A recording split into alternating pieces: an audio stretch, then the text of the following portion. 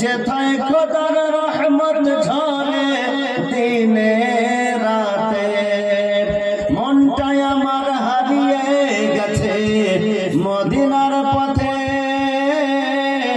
যেথায় খোদার রহমত ঝরে দিনে রাতে বড়ই পেরেশান মন যে আমার কবে হয় দু চোখে নবীর রওজা দেখিব স্বপ্নে আমার দেখা দাও ও নবীজি আমার একবার কাছে ডেকে নাও গো তোমার কদমে জান দিয়ে দেব দয়ার নবী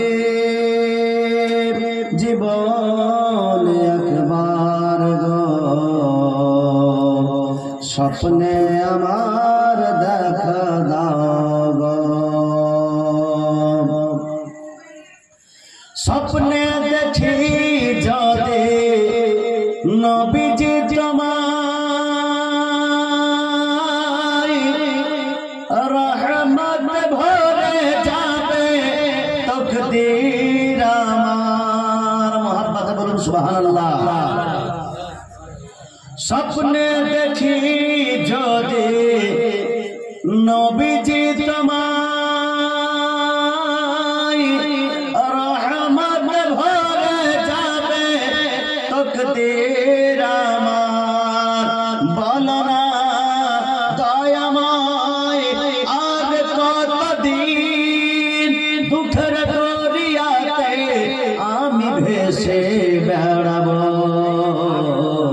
স্বপ্নে আমার দেখা দাও গো ও নবীজি আমার একবার কাছে ডেকে নাও গো তোমার কদমে জান দিয়ে দেব দয়ার নবী জীবন একবার গো স্বপ্নে আমার দেখা দাও গো ব্রাদার ইসলাম বলছিলাম সাহাবী রাসূল যুবক ছেলে আমার নবীজির দরবারে গিয়ে বলছেন হুজুর আমি যা টাকা পয়সা রোজগার করি সেই টাকা আমার বাবা দুই হাতে দুই মুঠে খরচ করে যখন অভিযোগ জানিয়ে দেওয়া হলো আমার নবীজি সাহাবী রাসূলকে পাঠালেন হযরত সুলাইমান ফারসি গেলেন ডাকতে সেই সাহাবী সুলাইমান ফারসিকে বলছেন এই অমুক সাহাবী চলো রাসূল পাক সাল্লাল্লাহু আলাইহি সাল্লাম আপনাকে ডেকেছে বলে এই রকম অসময় নবীজি আমাকে ডেকেছেন কারণটা কি বলে আমার রাসূল পাকের কাছে কে ছিল বলে কেউ ছিল না শুধু আপনার ছেলে ছিল এই সাহাবীর বুঝতে আর অসুবিধা হলো না যে আমার ছেলে আমার নবীর দরবারে অভিযোগ করে দিয়েছে এই কথা তিনি বুঝে ফেললেন যখন থেকে বাড়ি থেকে বেরিয়েছেন তখন থেকে মনে মনে কবিতা অঙ্কন করছেন শের ছন্দ করছেন আরবি ভাষায় কবিতা তৈরি করছেন আর নবীর দরবারে যাচ্ছেন হযরতে জিবরাইল সাত্তাবাক আসমান ছেড়ে দিয়ে সিদরাতুল মুনতাহা ছেড়ে দিয়ে আমার নবীর দরবারে হাজির হযরতে জিবরাইলকে আমার নবীজি বলছেন জিবরাইল কি খবর বলে ইয়া রাসূলুল্লাহ ইয়া হাবিবাল্লাহ আপনি যে সাহাবীকে ডাকতে পাঠিয়েছেন সেই সাহাবী যখন আসবে তার কিছু বলার আগে সর্বপ্রথমে সে যে কবিতা পড়তে পড়তে আসছে সেই কবিতাটুকু আপনি শুনতে চাইবেন জোরে বলুন সুবহানাল্লাহ সেই কবিতা শুনতে চাইবেন আমার রাসূল পাক সাল্লাল্লাহু আলাইহি সাল্লামকে কে বলছেন সে জিবরাইল যখন সেই সাহাবী এসে উপস্থিত হয়েছেন সেই সাহাবী যখন এসে উপস্থিত হয়েছেন, হযরতে জিবরাইল বলে দিয়েছেন এইদিকে। সাহাবী উপস্থিত হওয়ার পরে আমার নবীজি বলছেন, ও আমার সাহাবী, তোমাকে কিছু বলবো বা তোমার কিছু শুনবো, সর্বপ্রথমে তুমি যে কবিতা বাড়িতে পড়তে পড়তে আসলে সেই কবিতাটি আগে আমাদেরকে শোনাও। সম্পূর্ণ পাখাটা আমার দিকে ঘুরিয়ে দিয়েছো গো। এই মিস্টার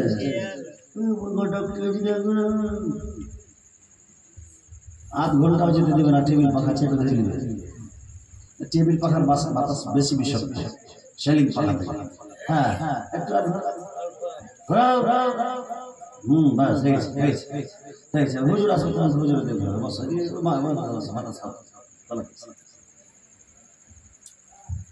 আমার রাসূল পাক সাল্লাল্লাহু তাআলা আলাইহি ওয়াসাল্লাম বলছেন, ও আমার সাহাবী, তোমাকে কিছু বলবো, তোমার কাছে কিছু শুনবো, তার পূর্বে তুমি আমাকে আগে তোমার ওই কবিতা, যে কবিতা তুমি বাড়ি থেকে পড়তে পড়তে আসছিলে, সেই কবিতা তুমি আগে আমাকে শুনিয়ে দাও। আল্লাহু আকবার।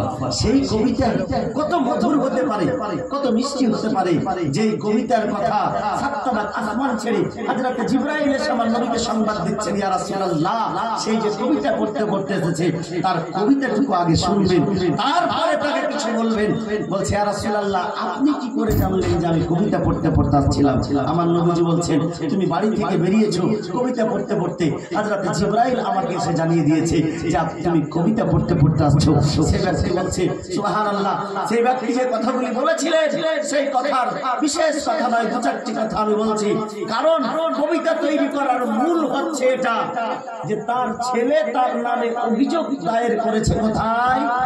আমার নবীজির দরবারে। সে কবিতা পাঠ করতে করতে আসছে। কি কবিতা? যে তুমি যখন আমাদের হলে, যখন আমি ইয়ং বয়সে ছিলাম, বিবাহ করলাম, তখন আমাদের মনে জাগলো যে আমাদের একটা সন্তানের প্রয়োজন। যখন তুমি দুনিয়াতে আসলে তখন মনে ভাবলাম যে আমাদের জীবন এবার শেষ, যা কিছু হবে আমার ছেলের জন্য হবে। তোমার জন্য কল্পনা করতে করতে রাতের পর রাত, দিনের পর দিন একই রকম পরিশ্রম করে তোমাকে এতটুকু পর্যন্ত কষ্ট হতে দিনি। তোমাকে লালন পালন করেছি, কাঁধায় বসিয়ে খেলিয়েছি, কোলে বসিয়ে ঘুরিয়েছি। বিভিন্ন রকম কথা, দুঃখজনক কথা সেই বাপ ব্যক্ত করছেন কবিতার মাধ্যমে। একটা সন্তানকে লালন পালন করতে একজন বাবার যা ভূমিকা হয়, একজন মায়েরও তা ভূমিকা হয়। মায়ের ভূমিকা একটু বেশি হয় শৈশবকালে, কিন্তু বাবার ভূমিকাও কম নয়। মা যদি 5 বছর সামলিয়ে মানুষ করে, বাবা তাকে আজীবন পর্যন্ত সামলায়। তার জন্য রোজগার করা, তার জন্য বাড়ি করে দেওয়া, তার জন্য ঘর করে দেওয়া, তার জন্য আর কিছু করে দেওয়া, তাকে একটা ব্যবসায় দাঁড় করিয়ে দেওয়া। বিরাদরের ইসলাম বিভিন্ন প্রকারের বাপ চিন্তা ভাবনায় করে দিনের পর দিন, রাতের পর রাত সে সন্তানের জন্য রিক্সা চালাই, ভ্যান চালাই, টোটো চালাই, অটো চালাই, মাঠের জমিতে যাই, মাঠের জমিতে যাই, কত রকম পরিশ্রম করে সেই সন্তানকে যে মানুষ করে। সেই সাহাবী রাসূল আমার নবীর দরবারে যখন কষ্টের কথাগুলি ব্যক্ত করতে শুরু করেছেন, আল্লাহ আল্লাহ, সেই সাহাবীর 2 চোখ দিয়ে পানি গড়িয়ে পড়ছে। শুধু সেই সাহাবীর নয়, আমার রাসূল পাকের 2 চোখ দিয়ে জল বেরিয়ে এসেছে, দাড়ি মুবারক মনে হচ্ছে ভিজে যাচ্ছে। সকল সাহাবীর চোখে জল, সবাই কাঁদছেন। সেই সময় আমার রাসূল পাক সাল্লাল্লাহু তাআলা আলাইহি ওয়াসাল্লাম ওই সাহাবী, যেই ছেলে, যে সন্তান রাসূল পাকের কাছে অভিযোগ দায়ের করেছিল, সেই সন্তানের গলার হাত ধরে নিয়ে বলছে, তুমিও তোমার বাবার, তোমার মালও তোমার বাবার, তোমার উপরে অধিকার তোমার বাপের আছে, তোমার মালের উপরে অধিকার আছে। সমস্ত মাল যদি খরচ করে দেয় তবুও তোমার বাবাকে তুমি কিছু বলতে পারবে না। চলে বলুন সুবহানাল্লাহ। দাঁড়িয়ে যান। নারে তাকবীর, নারে তাকবীর, নারে রিসালাত, নারে রিসালাত, নারে হায়দারি, নারে হায়দারি। উলামায়ে আহলে সুন্নাত, উলামায়ে আহলে সুন্নাত, সৈয়দ সাদা ফাতেমা জহরা का फूल, फातिमा जहरा का फूल, औलादे रसूल, नारे तकबीर, नारे रिसालत। सुबहानअल्लाह, माशाअल्लाह। जी अल्हम्दुलिल्लाह।